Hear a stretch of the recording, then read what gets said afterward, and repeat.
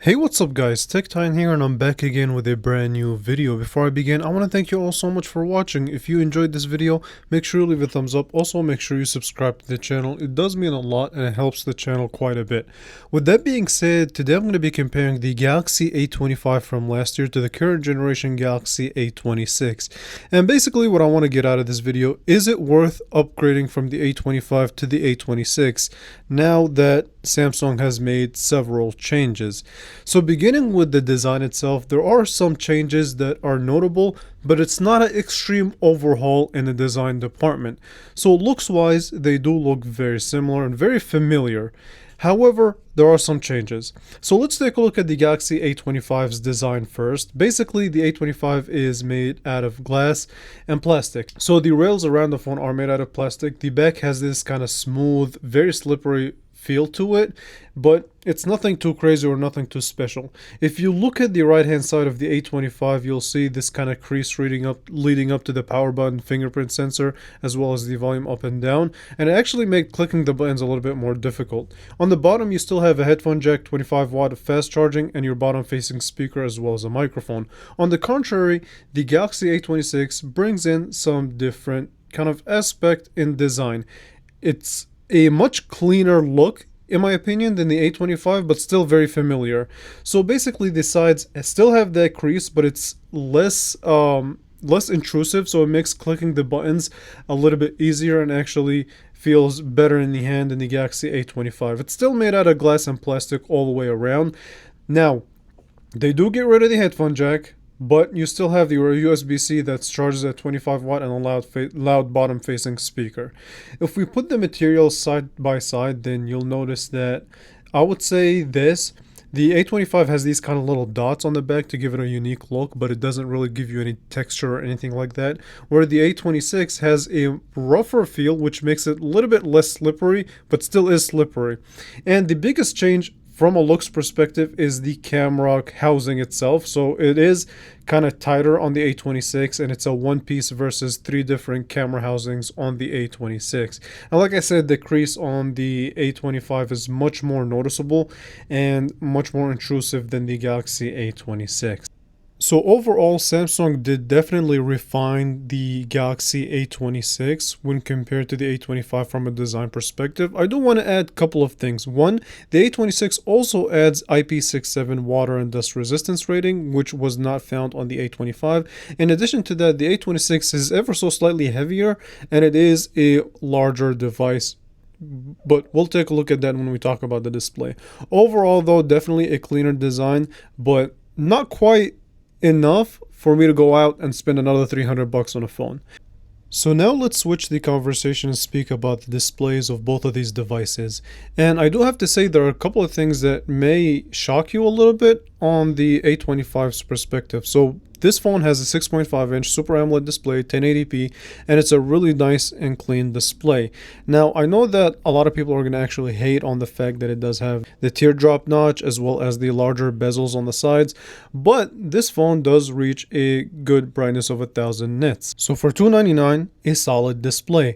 On the other hand, if we look at the Galaxy A26's display, it brings a larger screen at 6.7 inches, still 1080p, still Super AMOLED. It is slightly lower in the pixels per inch, but that's due to the larger size, and it does still bring in the same teardrop notch from the previous generation and the large chin at the bottom. The bezels on the side are slightly smaller, but here's the kicker.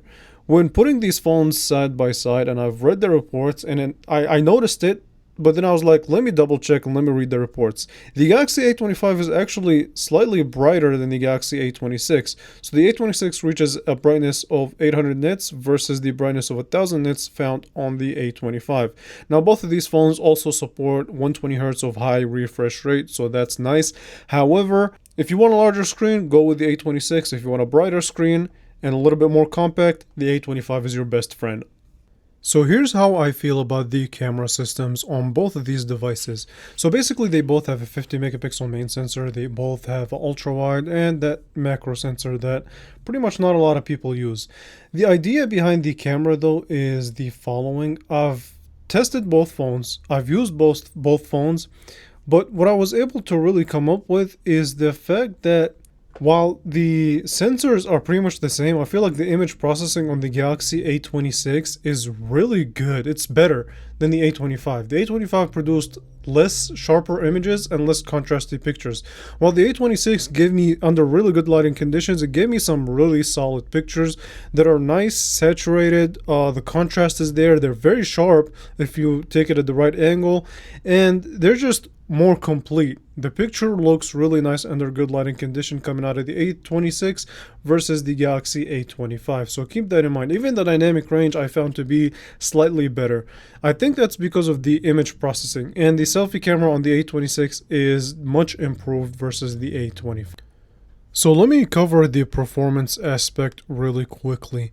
And this situation with the performance is the following. So both of these phones have similar specs in a way, but a little bit different. So the A25 has an octa-core Exynos 1280, 6 gigabytes of RAM, 128 gig of storage, 5000 milliamp hour battery, 25 watt of fast charging.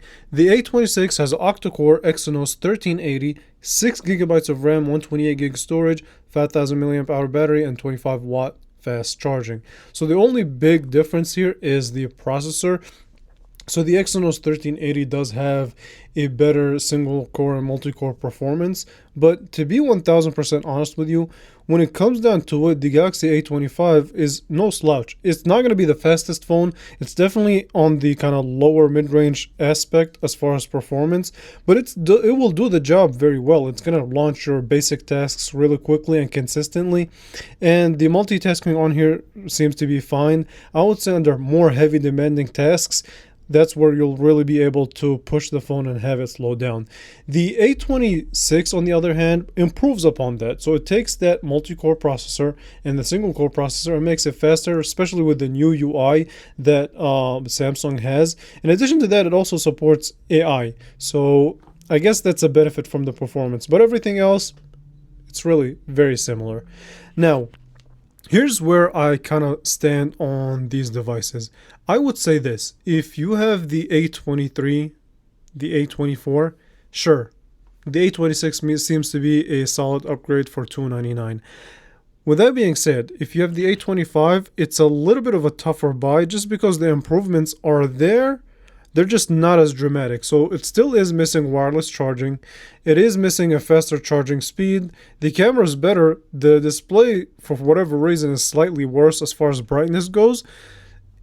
And the performance is better, but it's not dramatically better to where you can just go and jump and upgrade. And the design aspect, again, it's not dramatic. So keep that in mind. Actually, I want to hear what you guys think. If you have the A25, would you be upgrading to the A26, or would you take a different route? Let me know what you guys think. Let me know, if, as a consumer, which one would you lean toward, or if you have a better phone for the same price bracket, let me know.